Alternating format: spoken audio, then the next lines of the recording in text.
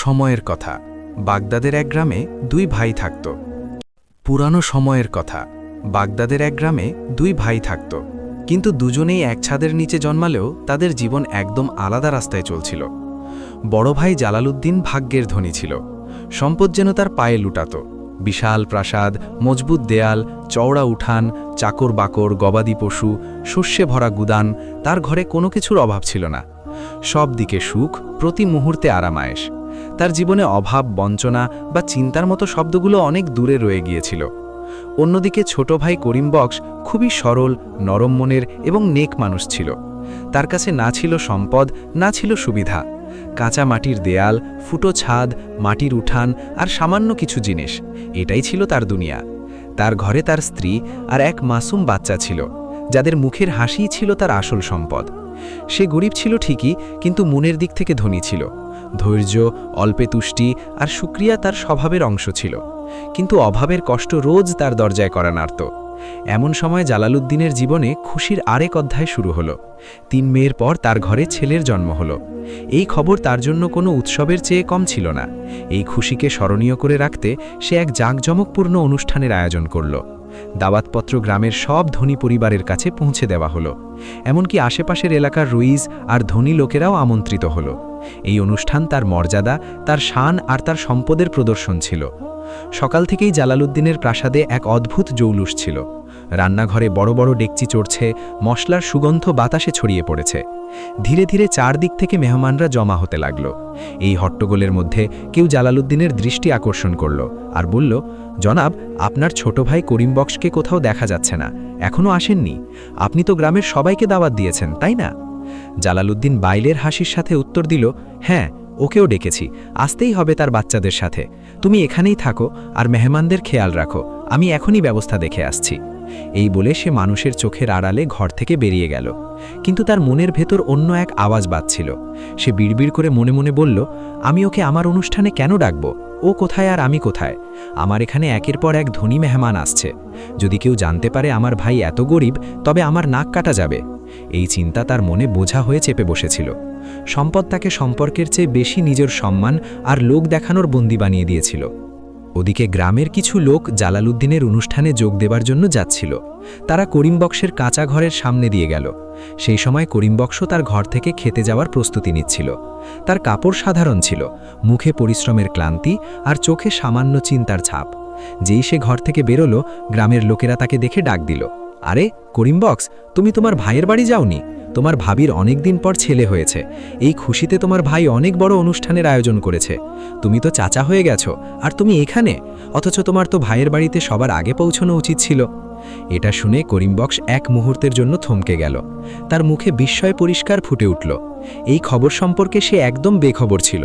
তার মনে খুশিও জাগল আর এক অজানা ব্যথাও, কিন্তু সে তা প্রকাশ হতে দিল না। করিম বক্স গ্রামের লোকেদের কথা শুনে সাথে সাথে নিজেকে সামলে নিল আর হালকা হাসির সাথে উত্তর দিল, হ্যাঁ ভাই, আমাকেও যেতে হবে। শুধু খেতে একটু কাজ বাকি আছে, ওটা শেষ করেই আসছি। তার গলায় আপাত স্বস্তি ছিল, কিন্তু মনের কোনো কোণে এক হালকা খোঁচা অবশ্যই লাগল। গ্রামের লোকদের একজন খুশি হয়ে বলল, জলদি কাজ শেষ করে এসো ভাই, শুনেছি জালালউদ্দিন খুব সুস্বাদু খাবার বানিয়েছে আর পুরো গ্রামকে দাওয়াত দিয়েছে। করিম বক্স মাথা নেড়ে বলল, এটা তো খুব ভালো কথা, তোমরা চলো, আমি আসছি। যেই গ্রামের লোকেরা সেখান থেকে এগিয়ে গেল, করিম বক্সের হাসি ধীরে ধীরে ম্লান হয়ে গেল। তার মুখ শুকিয়ে গেল, চোখে চিন্তার ছায়া খেলতে লাগল। সে কয়েক মুহূর্ত সেখানেই দাঁড়িয়ে রইল, যেন মাটি তার পা আটকে ধরেছে। তারপর মনে মনে ভাবতে লাগল, এটা তো খুব খুশির খবর, আমার বড় ভাইয়ের ঘরে ছেলে এসেছে, আমি আবার চাচা হয়ে গেছি। কিন্তু এই ব্যাপারে তো আমি কিছুই জানি না, না কেউ খবর দিল, না বার্তা পাঠালো। হয়তো ভাই খুব ব্যস্ত হবেন, এত বড় অনুষ্ঠানে তো কাজ আর কাজ, এই কারণেই আমাকে বলতে ভুলে গেছেন। আসলে এমন তো হতে পারে না যে আমার ভাই আমাকে ইচ্ছে করে ডাকবে না। সে নিজেকে সান্ত্বনা দেওয়ার চেষ্টা করছিল, যেন মনকে বিশ্বাস করাতে চায় যে এই অবহেলার পেছনে কোনো খারাপ উদ্দেশ্য নেই, শুধু ব্যস্ততা আছে, বাধ্যবাধকতা আছে। এই চিন্তায় ডুবে সে ঘরের ভেতরে ঢুকল। কাঁচা ঘরের ভেতরে সরলতা ছড়িয়েছিল। রহিমা, যে তার স্ত্রী ছিল, ঘরের কাজে ব্যস্ত ছিল। করিম বক্স এসেই কথা তুলল, আরে শুনছ, তুমি শুনেছ তোমার ভাবির ছেলে হয়েছে? কিছু গ্রামের লোক এদিক দিয়ে যাচ্ছিল। আমরাও কেন যাই না বড় ভাইয়ের ওখানে? শুনেছি খুব ভালো খাবার রান্না হয়েছে। বাহ, রহিমার মুখ এক মুহূর্তের জন্য খুশিতে উজ্জ্বল হয়ে উঠল, কিন্তু সাথে সাথেই এই খুশিতে গাম্ভীর্যের ছায়া পড়ে গেল। সে আস্তে করে বলল, এটা তো সত্যিই খুব খুশির কথা। আপনি আবার চাচা হয়ে গেলেন আর আমি চাচি। কিন্তু ওনারা আমাদের ডাকেননি। না ডেকে আমরা কিভাবে যেতে পারি তাদের অনুষ্ঠানে? না ডেকে ওখানে যাওয়া উচিত হবে না। যদি গ্রামে এই কথা জানা যায় যে আমরা নিজেই তাদের অনুষ্ঠানে চলে গেছি, তবে লোকেরা কি বলবে? তার গলায় খুশির সাথে দ্বিধাও ছিল আর মনের দুঃখ। করিমবাক্স সাথে সাথে নরমভাবে উত্তর দিল, বড় ভাই এত বড় অনুষ্ঠান করছেন, আর এত বড় অনুষ্ঠানে পুরো কাজের দায়িত্ব ওনার ওপরেই থাকে। তুমি জানো না ওনার কাছে কত কাজ হবে? এই ব্যস্ততার কারণেই আমাদের বলতে ভুলে গেছেন। অনুষ্ঠানের লোক কিছু না কিছু ভুলেই যায়। সে নিজেকেও বিশ্বাস করাতে চাইছিল, আর তার স্ত্রীকেও, যদিও মনের ভেতর কোথাও না কোথাও একটা প্রশ্ন বারবার মাথাচাড়া দিচ্ছিল। এই সময় তাদের ছোট ছেলে আকরাম, যে এই সব কথা চুপচাপ শুনছিল, মাসুমভাবে বলল, আব্বাজান, আপনারা চলুন না, আমি আমার বড় আব্বুর বাড়িতে গিয়ে আমার ছোট ভাইকে দেখে আসব। আকরামের চোখে কৌতূহল ছিল, খুশি ছিল, আর এক বাচ্চার স্বাভাবিক ইচ্ছে ছিল যে সে নতুন সম্পর্ক দেখবে, তাকে অনুভব করবে। করিমবাক্স ছেলের কথা শুনে দীর্ঘশ্বাস নিল আর বলল, চলো বাবা, মন তো আমারও খুব চাইছে যেতে, কিন্তু ওনারা আমাদের দাওয়াতও দেননি আর না আমাদের বলেছেন। তারপর কোন মুখে তাদের অনুষ্ঠানে যাই? এটা বলতে গিয়ে তার গলা একটু ধরে এলো। আকরাম সাথে সাথে প্রশ্ন করল, আমরা কি আমাদের ছোট ভাইয়ের সাথে দেখা করতে যাব না আব্বাজান? এই প্রশ্ন তীরের মতো করিমবক্সের বুকে লাগলো। সে ছেলের মাথায় হাত রাখল আর নরমভাবে বলল, কেন নয়, আমরা অবশ্যই যাব তোমার ছোট ভাইয়ের সাথে দেখা করতে। এটা ওয়াদা ছিল নাকি শুধু মন ভোলানোর চেষ্টা, তা সে নিজেও পুরোপুরি জানত না। রহিমা এটা শুনে তিক্ততার সাথে বলল, কেন আপনি ছোট বাচ্চাকে মিথ্যা সান্ত্বনা দিচ্ছেন? তুমি জানো না তোমার বড় ভাই আমাদের তাদের সমান মনে করে না? তাই তো তারা আমাদের অনুষ্ঠানে ডাকেনি। তার কথায় বছরের পর বছর জমে থাকা দুঃখ, হীনমন্যতা আর তিক্ত অভিজ্ঞতা প্রকাশ পাচ্ছিল। করিমবাক্স সাথে সাথে কথা কাটল, তুমি তো সবসময় পুরনো কথা তোলো, এমন নয়, ও আমাদের ভালোবাসে। ও তো। ব্যস্ততায় সেই বাক্য অসম্পূর্ণ রয়ে গেল। কিন্তু এই অসম্পূর্ণ বাক্যে তার মনের পুরো অবস্থা লুকিয়েছিল। এমন এক মানুষ যে সম্পর্ক বাঁচাতে নিজেকে বারবার বোঝায়, আর প্রতিবার এটাই আশা করে যে হয়তো এবার ভুল বোঝাবুঝি হবে, হয়তো এবার অবহেলা ইচ্ছে করে হবে না। ভুলে যাওয়ার কারণে আমাদের ডাকতে ভুলে গেছেন। করিমবক্সের এই কথাগুলো এখনো বাতাসেই ভাসছিল যে রহিমার গলায় পরিষ্কার আপত্তির কঠোরতা ফুটে উঠল। তোমার মনে হচ্ছে ভাই সাহেব তোমাকে ডাকতে ভুলে গেছেন, তো তুমি যাও, না ডেকে আমি কোথাও যাচ্ছি না। আমি তো খুব খুশি আছে আমার নিজের ঘরে, তোমার যেতে হলে যাও। তার ভঙ্গিতে রাগ কম আর আত্মসম্মান বেশি ছিল। সে তার গরিবের সাথে বাঁচতে জানত, কিন্তু কারো সামনে দাবাত ছাগা গিয়ে নিজেকে ছোট করা তার পছন্দ ছিল না। করিমবাক্স এক মুহূর্ত নীরবতা পালন করল, যেন মনের ভেতর কোনো সিদ্ধান্তের প্রতিধ্বনি শুনছে। তারপর আস্তে করে বলল, ঠিক আছে, আমি আর আকরাম চলে যাই, তোমাকে যেতে হবে না তো যেও না। রহিমা কোনো উত্তর দিল না, শুধু বলল, তুমি যাচ্ছ তো যাও, কিন্তু ওখান থেকে তাড়াতাড়ি ফিরে এসো। এই কথাগুলোতে চিন্তাও ছিল আর এক অজানা ভয়ও, যে কোথাও ওখানে গিয়ে মনে কোনো আঘাত না লাগে। করিমবাক্স আর তার ছেলে আকরাম অনুষ্ঠানে যাওয়ার জন্য তৈরি হতে লাগলো। আকরামের চোখে খুশি চকচক করছিল, যেন সে কোনো বড় স্বপ্নের বাস্তবায়ন দেখতে যাচ্ছে। অথচ করিমবক্সের মনে খুশি আর দ্বিধা একসাথে করা নাড়ছিল। এই প্রস্তুতির সময় রহিমা হঠাৎ বলল, এখন তুমি অনুষ্ঠানে যাচ্ছ, তো বাচ্চাকে দেওয়ার জন্য কিছু তো নিয়ে যেতে হবে। এই কথা শুনতেই করিমবক্সের মনের ওপর যেন বোঝা এসে পড়ল। সে ভাবতে ভাবতে বলল, হ্যাঁ, অনেকক্ষণ ধরে আমিও এটাই ভাবছিলাম, বাচ্চার জন্য কি নিয়ে যাই, আর বাজার থেকে নেওয়ার জন্য আমার কাছে টাকাও নেই। এটা বলতে গিয়ে তার গলায় অসহায়ত্ব পরিষ্কার দেখা যাচ্ছিল। অভাব তাকে শুধু জিনিসপত্র থেকেই নয়, অধিকার থেকেও বঞ্চিত করে দিয়েছিল। রহিমা কিছু মুহূর্ত ভাবল, তারপর নজর ঘরের এক কোণায় ফেলে বলল, তুমি তো এই কাঠের দোলনাটা নিয়ে যাও, যা তুমি আকরামের জন্য বানিয়েছিলে। এখন আকরামের কোনো কাজে লাগছে না। করিমবাক্সের মুখে এক হালকা বিস্ময় ফুটে উঠল, তারপর সাথে সাথে মাথা নাড়ল, হ্যাঁ, এটাই নিয়ে যাই, এতে বাচ্চা খুব আরামে ঘুমাবে। ওই দোলনা শুধু কাঠের টুকরো ছিল না, বরং তার পরিশ্রম, তার ভালোবাসা আর তার হাতের দক্ষতার প্রমাণ ছিল। সে ওই দোলনা ওঠালো, আকরাম বাবার হাত ধরল, আর দুজনে ঘর থেকে বেরিয়ে পড়ল। সারা পথ আকরাম খুশিতে কথা বলতে থাকল, অথচ করিমবক্সের পা ভারী ছিল, যেন প্রতি কদমে মনে কোনো প্রশ্ন জাগছে আর আবার থমে যাচ্ছে। কিছুক্ষণ পর বাবা ছেলে অনুষ্ঠানে পৌঁছে গেল। যেই করিমবক্স নজর বোলালো, তার চোখ ধাঁধিয়ে গেল। সব দিকে ধনী মেহমান, দামি পোশাক, সোনালি উপহার, চকচকে গহনা আর সুন্দর মোড়কে মোড়ানো উপহার দেখা যাচ্ছিল। সে এক নজর তার হাতে ধরা সাধারণ কাঠের দোলনার উপর দিল আর মনে এক খোঁচা অনুভব করল। এখানে তো খুব ধনী মেহমান এসেছে, আর বাচ্চাকে দেওয়ার জন্য চমৎকার আর দামি উপহার এনেছে। আমার দোলনা তো এদের সামনে কিছুই না। সে তার দোলনা দেখতে থাকল, তারপর মেহমানদের উপহারগুলো। মনে মনে নিজেকে প্রশ্ন করল, আমি কেন এই দোলনা এখানে আনলাম? এখানে তো একের চেয়ে এক সেরা উপহার আছে বাচ্চার জন্য। আমিও কি ভাবছি, হাতের তৈরি জিনিস আর বাজারের জিনিসের মধ্যে কি কোনো তুলনা হয়? কিন্তু এই চিন্তার সাথে তার মনের কোনো কোণ থেকে আর একটা আওয়াজ উঠল, বড় ভাই নিশ্চয়ই আমার দোলনা পছন্দ করবেন, কারণ আমার দোলনা সবচেয়ে মজবুত, এটা আমি নিজের হাতে বানিয়েছি। এটা ভেবে সে নিজেকে সামলালো আর মেহমানদের মাঝে ঘুরতে লাগলো।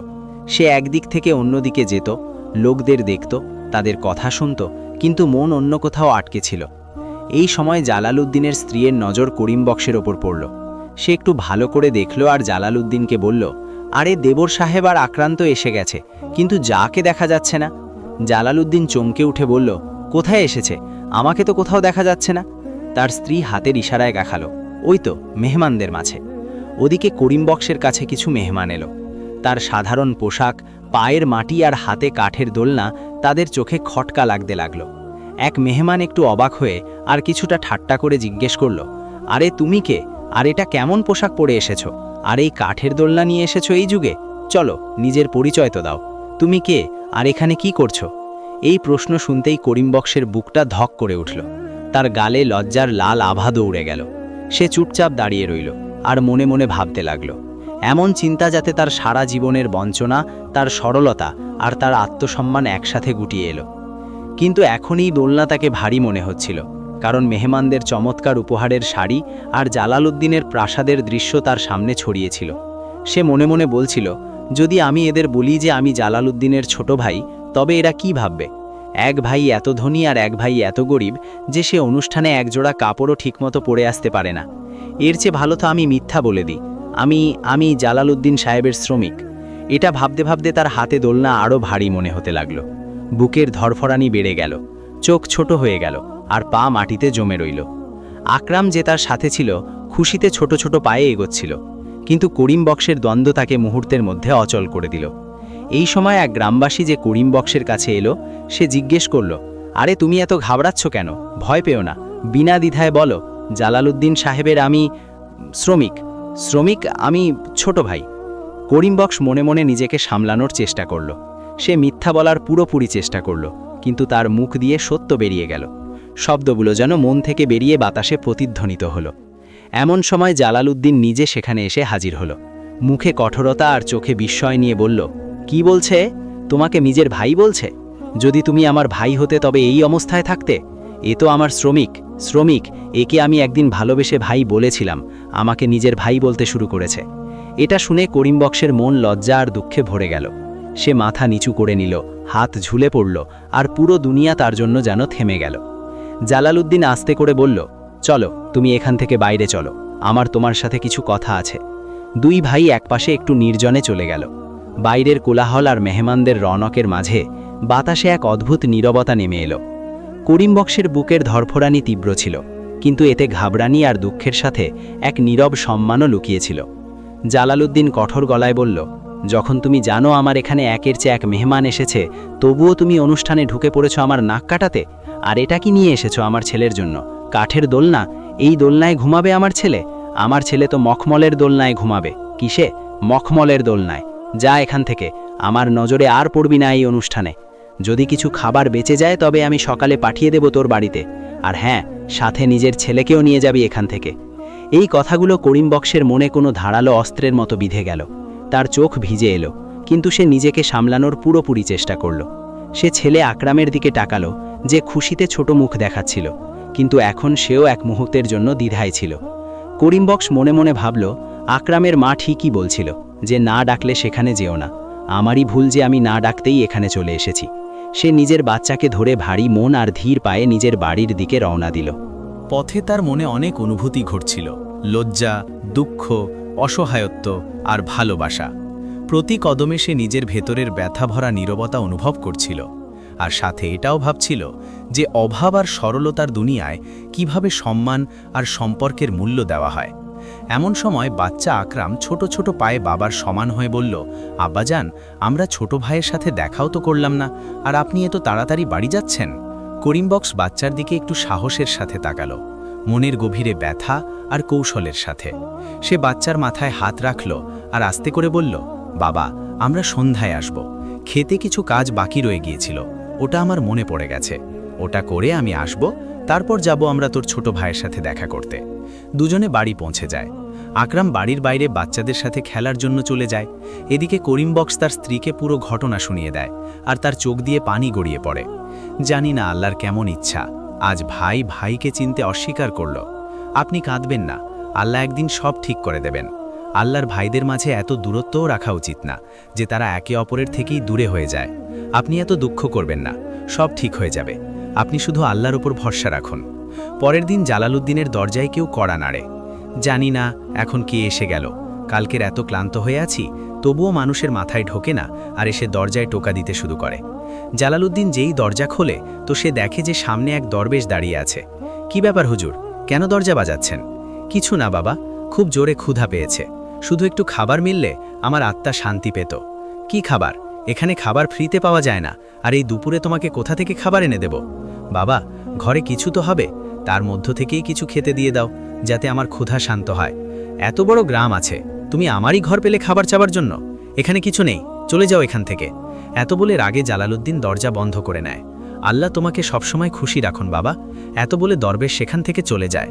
এদিকে জালালউদ্দিনের স্ত্রী জালালউদ্দিনকে জিজ্ঞেস করে, কে এসেছিল দরজায়, যার উপর তুমি এত জোরে চিল্লাচ্ছিলে? কেউ না, এক ভণ্ড বাবা এসেছিল দরজায়, বলছিল খাবার খাইয়ে দাও, তো আমি তাকে না করে দিলাম, এখানে নেই খাবার। তুমিও জানো না এখন কোন নেশায় থাকতে শুরু করেছ। কালকের এত খাবার বেঁচেছিল, ওটা তো এমনিতেই ফেলতে হবে, তার মধ্য থেকে কিছু খাবার খাইয়ে দিতে। আমি এই খাবার গরিব আর ভণ্ডদের জন্য বানাইনি, এই খাবার শুধু আমরা বড় লোকেরাই খেতে পারি। জালালউদ্দিনের স্ত্রী গুনগুন করতে করতে সেখান থেকে নিজের ঘরে চলে যায়। এদের তো জানি না এখন কোন কথার নেশা আসতে শুরু করেছে, সোজা মুখে এখন কারো সাথে কথাই বলে না। এদিকে দরবেশ করিম বক্সের বাড়ির সামনে পৌঁছে যায় আর বাইরে থেকে ডাক দেয়, আরে ঘরে কেউ আছে? আরে ঘরে কেউ আছে? আওয়াজ শুনে করিম বক্স ঘর থেকে বাইরে বেরিয়ে আসে। দরবেশকে দেখে বলে, জি হুজুর, বলুন আমি আপনার কি সেবা করতে পারি? কিছু না বাবা, খুব জোরে ক্ষুধা পেয়েছে, কিছু খেতে পেলে আমার আত্মা শান্তি পেত। কেন নয় হুজুর, আসুন আসুন, যা কিছু আমাদের ঘরে খাওয়ার জন্য মিলবে আমরা আপনাকে খাইয়ে দেব। দুজনে ঘরের ভেতরে চলে যায়। করিম বক্স আর দরবেশ মাটিতে বসে পড়ে, আর করিম বক্স নিজের স্ত্রীকে বলে, আরে রহিমা, ঘরে কিছু থাকলে খাবার হুজুরের জন্য নিয়ে এসো। সকালের কিছু ডাল রুটি রাখা আছে, আর এখন রান্না করার জন্য ঘরে কিছুই নেই। আরে মা, তুমি লজ্জা পেও না, যা ঘরে খাবার আছে তাই নিয়ে এসো, আমি তো খেয়ে নেব। করিম বক্সের স্ত্রী যা ঘরে খাবার ছিল সেই খাবার গরম করে আনে। নিন হুজুর, গরিবের ঘরের খাবার, আমাদের কাছে তো খাবার এটাই আছে। আরে মা, তুমি নিজের মন এত খারাপ করো না, আমি তো আল্লাহর রহমতে যা পাই তাই খেয়ে নিই। আর তোমরা দুজন এত মন মরা কেন? কোনো সমস্যা আছে তোমাদের এখানে? হুজুর, খেতে এত কাজ করছি ততটাই অভাব আসছে, অভাব কমার নাম নিচ্ছে না। এখন তো অবস্থা এমন হয়ে গেছে যে 2 বেলার খাবারও খুব কষ্টে জোটে। জানি না আল্লাহ আমাদের কোন পরীক্ষা নিচ্ছেন। এটা তো কোনো রোগ নয় যার আমি সঠিক ওষুধ বলে দেব বাবা, শুধু আল্লাহর ওপর ভরসা রাখো, সব ঠিক হয়ে যাবে। তবুও আমার মনে হচ্ছে তুমি আমাকে নিজের সমস্যা ঠিকমতো বলছো না। এত শুনে করিম বক্স আর তার স্ত্রী দরবেশকে পুরো কথা বলে দেয় যে কিভাবে জালালউদ্দিন তাদের সাথে খারাপ ব্যবহার করেছে। দরবেশ খাবার খেয়ে নেয়। জানি না আপনার আমাদের হাতের রান্না কেমন লাগলো, ভালো লাগলো কিনা। মা, তুমি নিজের মন খারাপ করো না, তুমি তো নেয়ামতের ভাণ্ডার, আর তোমার হাতের রান্না খুবই সুস্বাদু। এত শুনে করিম বক্সের স্ত্রী খুশি হয়ে যায়। দরবেশ নিজের থলিতে হাত দেয় আর তার মধ্য থেকে এক পুটলি বের করে। এতে কি আছে হুজুর? এই পুটলি বাবা বীজের ভাণ্ডার, তুমি যেই ফসলের বীজ চাইবে ওই বীজ এই পুটলি থেকে বেরোবে, যাতে তোমার ফসল সাধারণ ফসলের চেয়ে 10 গুণ বেশি হবে। এটা তো হুজুর আপনার অশেষ করুণা, এটা আমার নয়, আল্লাহর করুণা বাবা। শুধু একটা কথার খেয়াল রেখো, এই পুটলির ব্যাপারে কখনো কাউকে বলো না, আর এর মধ্য থেকে যে বীজ বেরোবে তা বিক্রি করো না। যদি তুমি এমন করো তবে এই পুটলি তোমার কোনো কাজে আসবে না। জি হুজুর, আমি কখনো এমন করব না। আর দরবেশ সেখান থেকে চলে যায়। যেই করিম বক্স নিজের খেতে ওই বীজ বুনল তো চারদিকে করিম বক্সের ফসলেরই চর্চা ছিল। এদিকে জালালউদ্দিন নিজের অর্থের অহংকারে বাঁধছিল, যার কারণে সে কারো সাথে সোজামুখে কথা বলতো না। এদিকে করিম বক্সের সম্পদ বাড়ছিল আর জালালউদ্দিনের কমছিল, আর এর সাথে জালালউদ্দিনের ঘরে অস্থিরতাও বাড়ছিল। কিছুদিনের মধ্যেই করিম বক্স গ্রামে জালালউদ্দিনের চেয়েও বড় বাড়ি বানিয়ে নিয়েছিল, আর করিম বক্স এখন নিজের ঘরে খুব সুখে শান্তিতে বাস করছিল। কিন্তু একদিন জালালউদ্দিনের কর্মচারী হামজা এসে বলল, মালিক, এখন আমি আপনার এখানে কাজ করব না, এখন আমি অন্য গ্রামে আপনার চেয়ে বেশি জমি পাচ্ছি আর এর চেয়েও ভালো চাষ। কি বলছো হামজা তুমি? তুমি জানো আমার কাছে কত দায়িত্ব আছে। তুমি চলে গেলে আমি একা কিভাবে চাষ আর ঘর সামলাবো, আর তার উপর আমি একা মানুষ।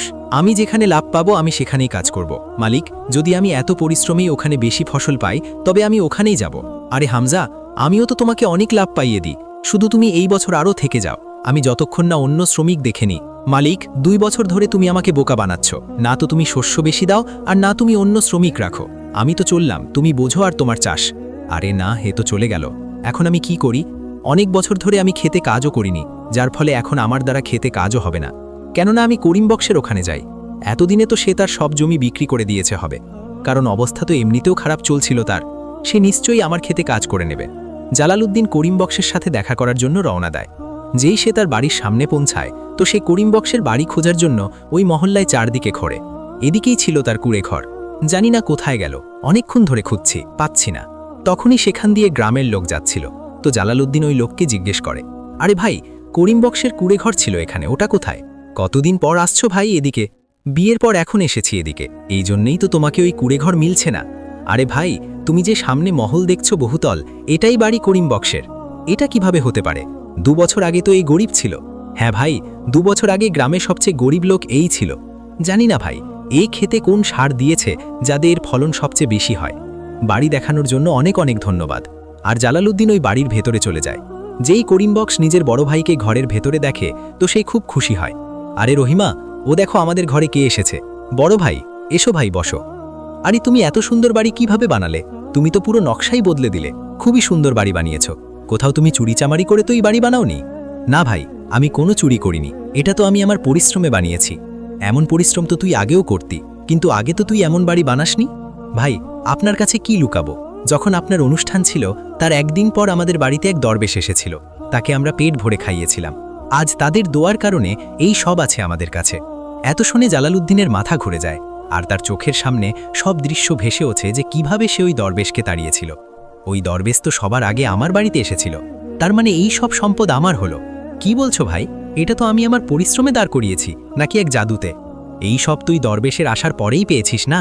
তো এই গ্রামে সবার আগে দরবেশ আমার বাড়িতে এসেছিল, যদি আমি তাকে খাইয়ে দিতাম তবে এই সব সম্পদ আমার হতো। তার মানে তুই আমার হকের সম্পদ কেড়ে নিয়েছিস। এটা তুমি আমার উপর ভুল দোষ চাপাচ্ছ।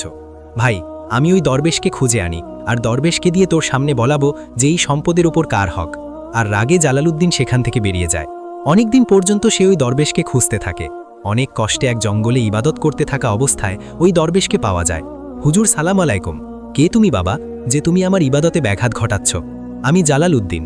আজ থেকে 2 বছর আগে তুমি আমার বাড়িতে এসেছিলে খাওয়ার জন্য, যখন তোমার খুব জোরে ক্ষুধা পেয়েছিল। তুমি তো সেই না যে খাবার দিতে মানা করেছিলে? হ্যাঁ, কিন্তু ওই সম্পদের উপর প্রথম হক আমার হয় যা তুমি আমার ভাইকে দিয়ে এসেছো, কারণ তুমি খাবার চাইতে সবার আগে আমার বাড়িতে এসেছিলে। কোন সম্পদ? আমি তো তাকে কোনো সম্পদ দিইনি। সে আমাকে সাহায্য করেছিল, আমি তাকে দোয়া দিয়েছিলাম। সে গরিব দুঃখীকে সাহায্য করে, সবাইকে এক চোখে দেখে, এই জন্য হয়তো আল্লাহ তাকে সম্পদের মালিক বানিয়েছেন। আর তুমি গরিব দুঃখীকে দেখতে পারো না, মানুষকে কষ্ট দাও, মানুষের সম্পদ লুট করো, এই জন্য হয়তো আল্লাহ তোমার সব কিছু নিয়ে গেছেন। আল্লাহ তাআলার কাছে খাস দিলে তওবা করো এবং আল্লাহ তাআলার ইবাদত করো, তার কাছে দোয়া করো, মানুষের ভালো করো, মানুষকে সাহায্য সহযোগিতা করো, ইনশাল্লাহ তোমারও পরিবর্তন হবে। তারপরে জালালউদ্দিন আল্লাহ তাআলার কাছে তওবা করল, ন্যায় ইনসাফের সাথে মানুষের সাথে ভালো ব্যবহার করা শুরু করল। প্রিয় বন্ধুরা, যদি আপনাদের এই গল্প পছন্দ হয়ে থাকে তবে লাইক করবেন, সাবস্ক্রাইব করবেন আর কমেন্টে জানান আপনারা কোথা থেকে আমাদেরকে দেখছেন। আপনাদের সমর্থন আমাদের জন্য গুরুত্বপূর্ণ।